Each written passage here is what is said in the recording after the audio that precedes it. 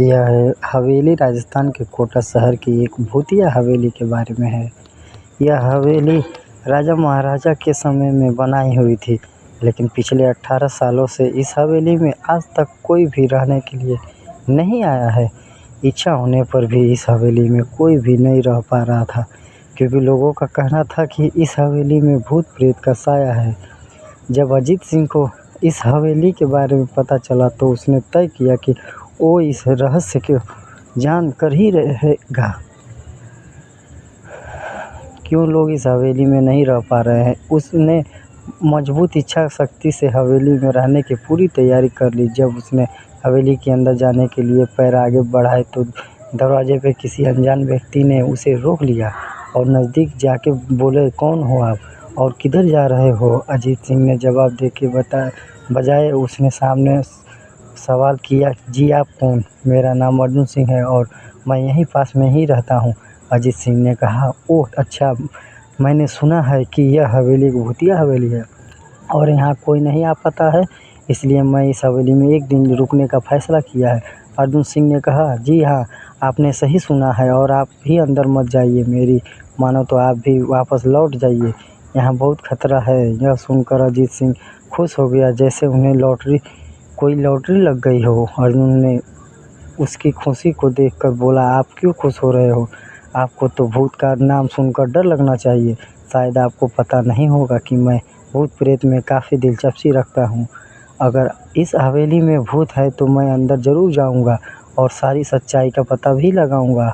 इतना कहकर अजीत सिंह उस हवेली में चले गए। अंदर जाके अजीत ने अपने बैग को साइड में रखा और हवेली के चारों ओर देखने लगा। सारे रूम भी चेक कर लिए। बाद में डाइनिंग रूम में आके सोफे पर बैठ गया। उसने वहाँ बैठकर दारू के 2-4 पैग भी पिए। वहीं अचानक उस रूम में एक लाइट का एक बल्ब चालू बंद होने लगी, लेकिन अजीत ने उस पर ध्यान नहीं दिया। थोड़ी देर बाद दूसरा बल्ब चालू बंद होने लगा, फिर तो हवेली के सारे लाइट चालू बंद होने लगी। यह सब देखकर अजीत अपनी जगह पे खड़ा हो गया और संपूर्ण सावचेत हो गया। अचानक उसके सामने एक छोटा टेबल हवा में उड़ने लगा। करीबन 6 फीट हवा में ऊपर जाकर गोल गोल घूमने लगा और बाद में अजीत की ओर तेज़ी से आने लगा। अजीत ने तुरंत ही अपनी जगह बदल दी और दूसरी ओर चला गया और वो टेबल वहीं जाके गिरा जहां अजीत खड़ा था। अजीत कुछ समय पता उसने मैं सोफे की सीट उसकी ओर आने लगी। वो जल्द खड़ा हो गया और छलांग लगा के दूसरी ओर कूद गया, जिसके कारण सोफा दीवार को टकराया और अजीत बच गया। अचानक सब कुछ शांत हो गया। अजीत ने चारों ओर सतर्कता से देखा और बड़ी आवाज़ में बोला, तुम जो भी हो सामने आकर बात करो। वहीं एक बड़ी परछाई उसके सामने आई। अजीत ने उस परछाई को देखकर बोला, कौन हो तुम और क्यों मुझे मारना चाहते हो? परछाई, तुम्हारी भूल के कारण। अजीत, मेरी भूल? मैंने कौन सी भूल की? परछाई, इस हवेली में आने की भूल। मैं किसी को भी इस हवेली में खुश नहीं देख सकता। अजीत, लेकिन क्यों? वो परछाई ये जवाब दिया, आज से 18 साल पहले इस हवेली के मालिक ने मुझे यहीं पे ही मार डाला था। मेरा कोई गलती भी नहीं था। इस कारण की वजह से मेरी आत्मा इस हवेली में भटकती रहती है। मैं किसी को भी इस हवेली में नहीं रहने दूंगा, क्योंकि इस हवेली में मेरा खून हुआ था। इस हवेली में जो भी रहने के लिए आएगा उसकी मौत होगी। अजीत ने कहा, मैं तुम्हें अपने असली रूप में देखना चाहता हूँ।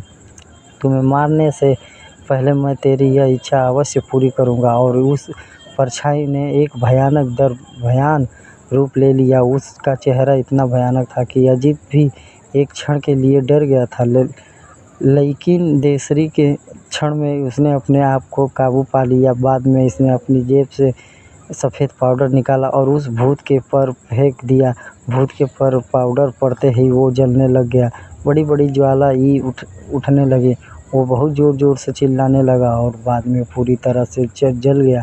उसके बाद अजीत ने चैन से सांस लिया और वहीं पर सो गया। दूसरे दिन सुबह जब अजीत को सही सलामत हवेली से बाहर आते देख अर्जुन को आश्चर्य हुआ। अर्जुन ने अजीत से पूछा, तुम कैसे जिंदा हो? जब अजीत ने अर्जुन को कल रात को घटना घटी तो पूरी तरह से बताया और बोला, अब यह हवेली भूतिया हवेली नहीं रही। दोस्तों, आपको यह कहानी राजस्थान के कोटा की भूतिया हवेली कैसी लगी? प्लीज़ हमें कमेंट करके बताएं, ज़रूर बताएं।